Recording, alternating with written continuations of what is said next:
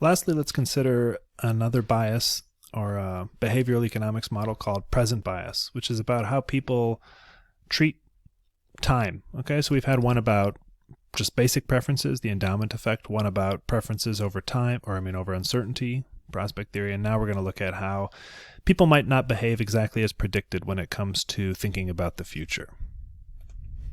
So, the way that we've modeled thinking about the future is that people just have preferences, and preferences over time are not really that different. Time is just another dimension of any other product.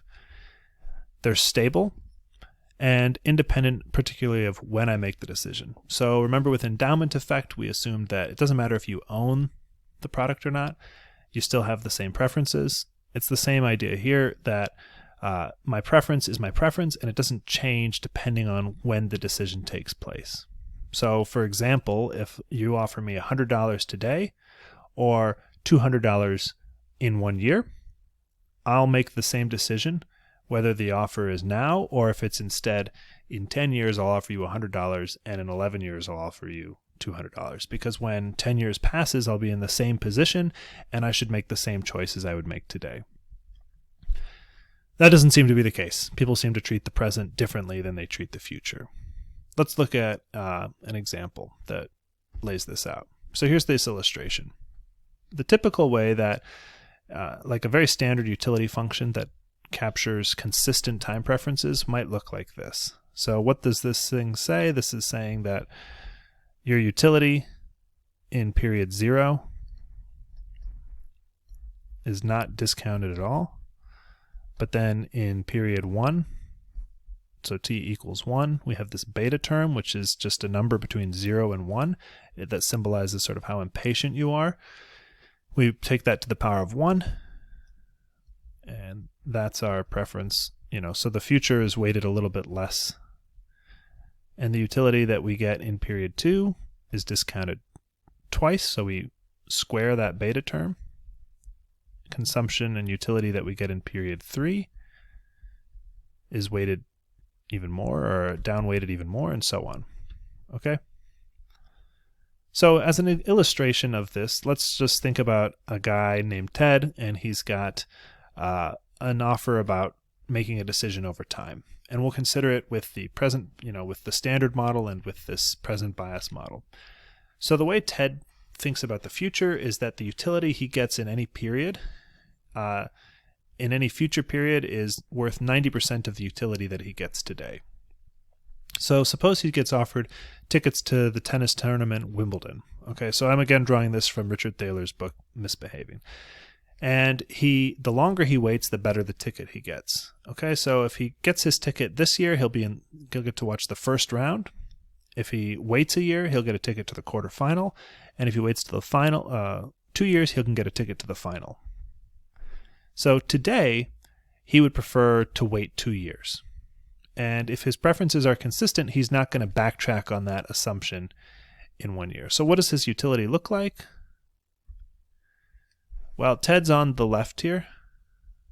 We're going to consider a different guy, Matthew, in a little bit. And you can see that this is basically his utility from each of these things. So he gets a utility of 100 from going to Wimbledon and watching the first round. It goes up to 150 for the quarterfinal and 180 if he watches the final.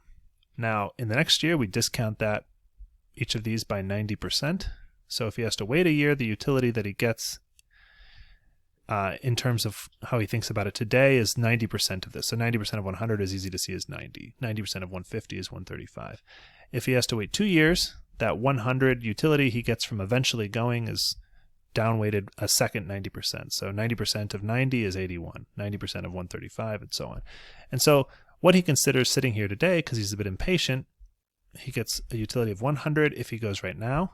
If he waits 1 year, the utility he perceives now, because he's impatient, is that's worth not the full 150, but only 135. And if he has to wait 2 years, even longer, he doesn't get the full 180. He gets 146 in terms of making this decision today. But 146 is greater than these two, so he's going to choose to wait for the final. Now let's suppose a year passes.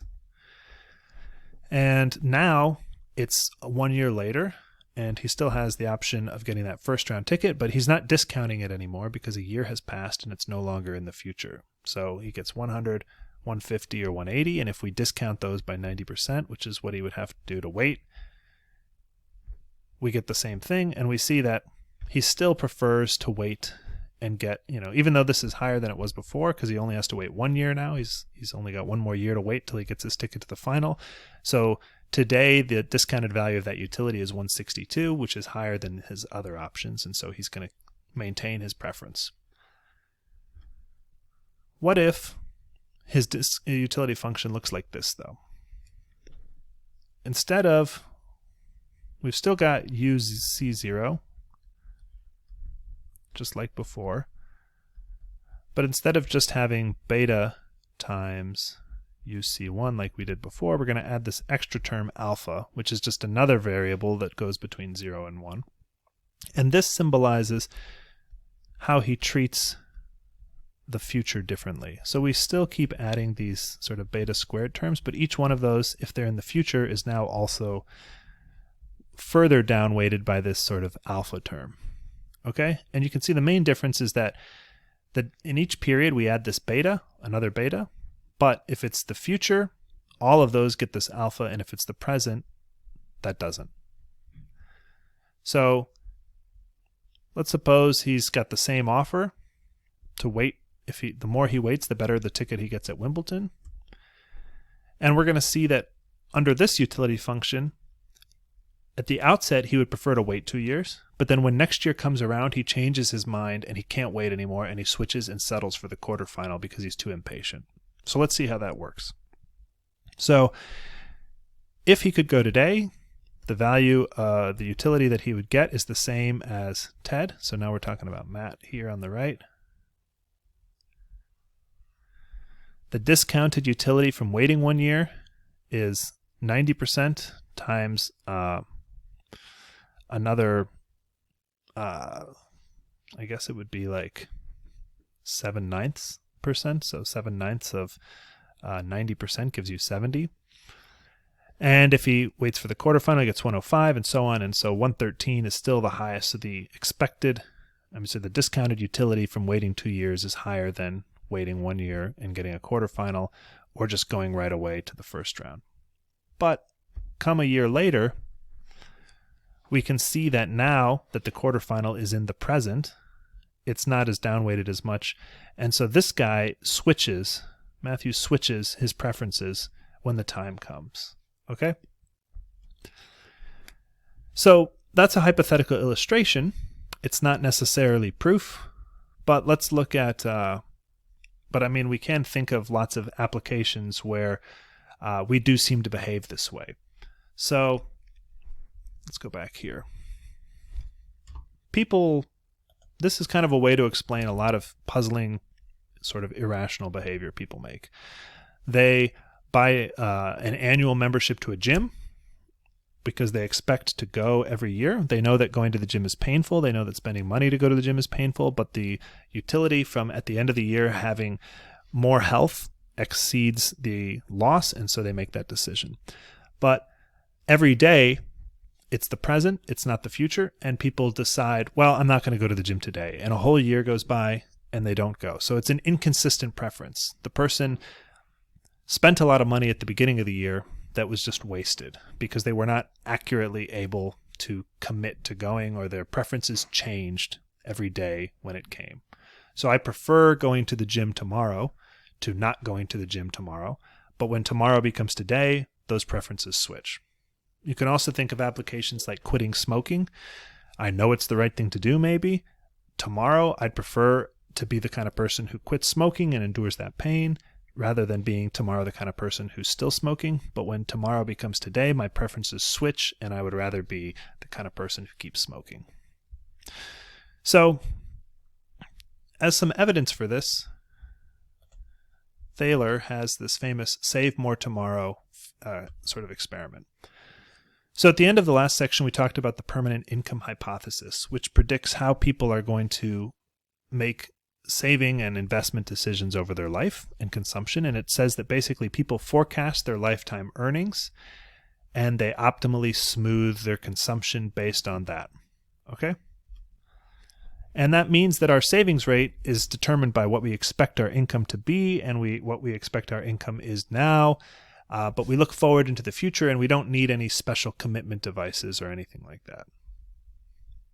Thaler's describes this Save More Tomorrow plan, where it's a company savings plan that automatically increases your savings rate. So it automatically deducts money from your take-home check and puts it in a savings account or like an investment account. And so this plan, though, automatically increases the rate after you get a pay raise unless you opt to cancel the plan. And so the experiment describes this being offered in a company, and everyone in the company gets to sit down with a consultant. The consultant says, I recommend that you increase your savings rate of, say, 5%, which is too low. Most people say, no thanks. Anyone who turns down the offer to sort of tick up their savings rate is offered access to this Save More Tomorrow plan, where it says, you don't need to save more now, but let's put you in this plan where next time you get a raise, it'll automatically increase. And most people, 78%, were like, yeah, that sounds like a good idea. So how did it work? So people who declined the consultant's financial advice were initially saving 6.6, and that's pretty much what they kept doing for the rest of the thing, which is fine. I mean, maybe that's what maybe the permanent income hypothesis is right. They knew how much they wanted to save and they did it. People who took the consultant's advice, they were like, yes, you're right. I really should be saving more. They increased their savings rate quite substantially, but then it sort of began to trail off a little bit. Not too bad. They're still doing a lot better than when they started, and they're doing better than the people who didn't. But what about the Save More Tomorrow plan? Remember, these people can opt out at any time, but with each raise, the share of their salary that they're saving went up and up until by the end, they're saving more than anyone, basically. Okay? So this plan, which is non-binding, there's nothing stopping someone from just increasing their savings rate themselves.